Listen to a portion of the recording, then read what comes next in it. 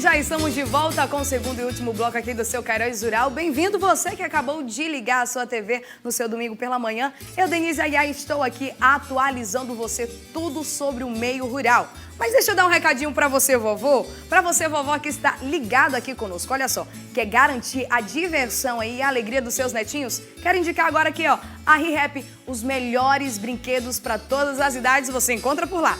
Veja! Olá pessoal, vocês já sabem onde eu estou, né? Aqui na ReHap, a loja especializada em brinquedos para todas as idades e a maior rede de brinquedos do Brasil.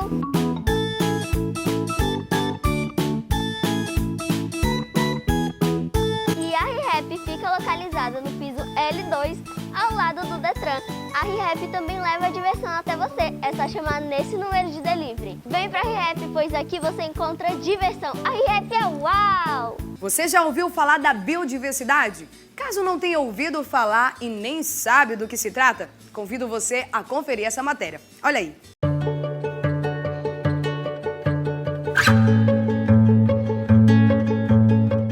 Dia 22 de maio é celebrado o Dia Internacional da Biodiversidade. A data criada pelas Organizações das Nações Unidas, a ONU, em 22 de maio de 1992, tem o intuito de conscientizar a população de todo o mundo a respeito da importância da diversidade biológica e a preservação da biodiversidade em todos os ecossistemas. A data é uma homenagem ao dia da aprovação do texto final da Convenção da Diversidade Biológica. Antes, o Dia Internacional da Biodiversidade era celebrado em 29 de dezembro, quando entrou em vigor a Convenção da Diversidade Biológica. O Dia Internacional da Biodiversidade é ideal para a reflexão sobre os 17 Objetivos do Desenvolvimento Sustentável, que tem como propósito de estimular esforços para que, até 2030, todas as ações sejam aplicadas universalmente e assim contribuam para o fim de todas as formas de pobreza, promovam a luta contra as desigualdades e combatam as alterações climáticas, assegurando assim que ninguém seja deixado para trás.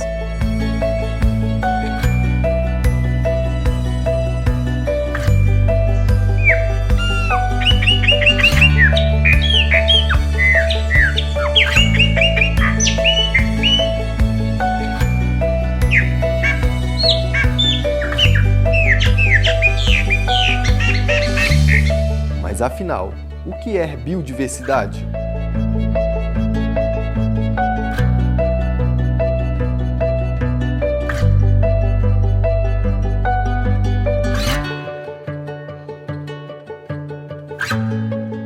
O termo biodiversidade ou diversidade biológica descreve a riqueza e a variedade do mundo natural. De um modo bem simplório, a gente pode considerar a biodiversidade ou diversidade biológica de seres vivos aquela variabilidade toda de plantas, animais, fungos, protozoários ou outros tipos de seres vivos em determinado ecossistema. E aí a gente pode considerar não só a quantidade de espécies, que é um dos táxons que a gente classifica, mas também de subespécies ou a variabilidade dos genes dentro daqueles grupos. Então, por exemplo, a gente pode determinar a biodiversidade a partir da quantidade de espécies de plantas que existem na região amazônica, ou a quantidade de peixes, ou a quantidade de insetos, ou a quantidade de fungos, ou ainda num espaço mais reduzido como dentro de um hectare, ou dentro de uma fazenda, ou dentro de uma bacia hidrográfica. Com a rica variedade de espécies animais e de vegetais conhecidas pela ciência, o Brasil é o país com a maior biodiversidade de flora e fauna do planeta. Esses números representam um tesouro de valor incalculável, não apenas para os brasileiros, mas para todo mundo como um todo. A diversidade da natureza é a chave para a sobrevivência humana e proteger toda essa riqueza natural não é algo simples. Outro fator importante que a gente pode pensar sobre a biodiversidade em relação aos seres humanos é quanto aos aspectos utilitaristas que a gente dá para o uso dessa natureza. Ou seja, vários dos remédios que nós utilizamos, eles são derivados de compostos naturais. A agrobiodiversidade, ou seja, aquilo que é cultivado, ela deriva também de toda essa biodiversidade. plantas, remédios, a própria natureza, paisagem, turismo. Então tudo isso daí está envolvido com a conservação da natureza. Ou seja, se a gente perde toda essa biodiversidade, ou que a gente faz uso, ou que a gente ainda desconhece, a gente vai perder todos esses elementos que têm importância utilitária e econômica para a humanidade. Ao mesmo tempo, um outro aspecto que é levado em consideração são os serviços ambientais que a gente fala que a natureza provê. Então, serviços naturais são, por exemplo, produção de chuva, proteção do solo contra a chuva ou ajuda na absorção da água da chuva para fornecer água para os lençóis freáticos, ou equilíbrio dos animais que eventualmente podem se tornar pragas nas cidades ou serem vetores de doenças transmissíveis. Então, esses serviços ambientais são várias questões que a biodiversidade consegue manter.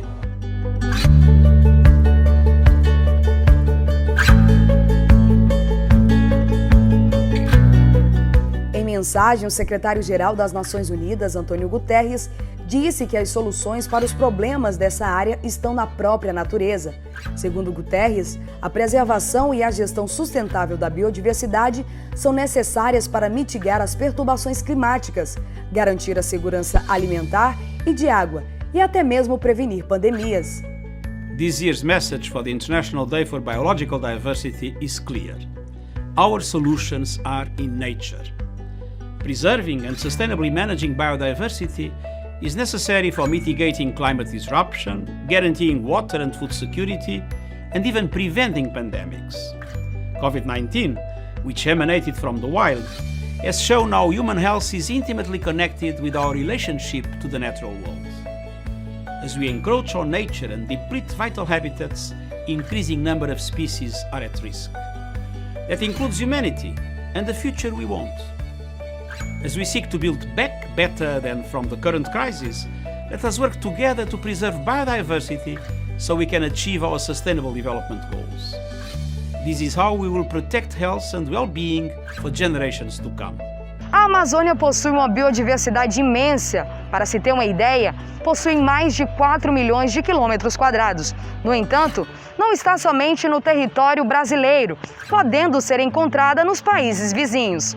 A biodiversidade brasileira ela não é restrita à Amazônia. Apesar da Amazônia ser um dos biomas mais preservados, ainda com todas as ameaças e todo o processo de desmatamento que ela vem passando e se acentuando nos últimos tempos, você tem uma biodiversidade grande nos outros biomas do Brasil. Então, o Cerrado, que é considerado uma savana, ela é considerada a savana com maior biodiversidade do mundo. A Mata Atlântica, ela também tem uma biodiversidade gigante e por unidade de área, comparando com a Amazônia, ela tem uma biodiversidade maior. Mas considerando a amplitude da Amazônia, todo o continente sul-americano e principalmente no território brasileiro, já que a gente tem 60% desse bioma, ela tem uma biodiversidade gigantesca que não pode, ou pelo menos não deveria ser comparável com outras regiões. É necessário que se preserve a natureza para que a biodiversidade continue sendo esse diversificado conjunto de elementos naturais, para que conseguimos continuar a encontrar uma inúmera quantidade de seres vivos, das mais variadas espécies, classes, filos, famílias e etc. E diferentes ecossistemas nos quais habitam e formam a nossa vasta biodiversidade. Em relação ao papel da biodiversidade para a preservação da natureza, a gente pode refletir sobre qual o papel da Amazônia, ou como que a Amazônia, como um bioma grande, ela se mantém e ela existe. Então, todo ecossistema ele vive num equilíbrio extremamente delicado. Qualquer espécie ou qualquer perturbação externa que ele acaba sofrendo, ele pode ter um impacto grande a longo prazo ou mesmo curto prazo nesse ecossistema. Então, por exemplo, a floresta amazônica, apesar dela ser imensa pela sua extensão de área e a área que ela ocupa, ela também é extremamente delicada. Então, como que ocorre? Apesar da maior parte dos solos amazônicos serem de baixa fertilidade, o que garante a manutenção de uma floresta exuberante com árvores que chegam até 50 metros de altura é a própria matéria orgânica produzida pela floresta. E quando falamos de área de cultivo, afinal de contas, é possível produzir mantendo a biodiversidade? Segundo o estudo da Embrapa, a área cultivada no Brasil é de 64,6 milhões de hectares. Outra questão levantada é se é possível produzir mantendo a biodiversidade. Então, não são coisas distintas. Produção agrícola, ela depende da biodiversidade para existir. Então, em locais que você substitui toda a complexidade de espécies de determinado ecossistema por monocultivos, a gente vê que ocorre um desequilíbrio ecológico. Ou seja, para você fazer uma agricultura e uma agricultura eficiente, você tem que levar em consideração e valorizar essa biodiversidade local. Então, trazer alguns exemplos aqui. Bom, se em 1 hectare da Amazônia a gente tem até 300 indivíduos e chega até 300 espécies de plantas, se você transformar esse 1 hectare de floresta em 1 hectare de monocultivo, você vai reduzir essas 300 espécies em uma espécie. Então, o que vai acontecer? Todos aqueles seres vivos que viviam dentro daquele equilíbrio, aquele ambiente equilibrado, eles vão ter que se deslocar para esse local que só tem uma espécie. A biodiversidade é, sem dúvidas, essencial para a nossa sobrevivência, sendo cada organismo vivo importante para o equilíbrio do nosso planeta. Nos ecossistemas, os diferentes seres vivos participam de teias alimentares complexas e estabelecem relações ecológicas importantes. A extinção de abelhas, por exemplo, seria altamente prejudicial, uma vez que esses animais são polinizadores de várias espécies frutíferas.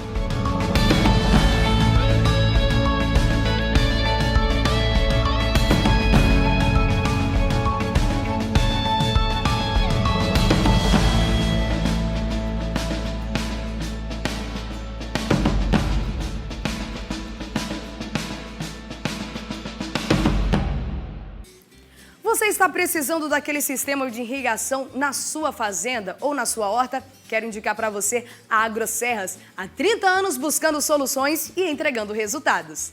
A oportunidade que você tanto esperava de adquirir a sua roçadeira Steel chegou!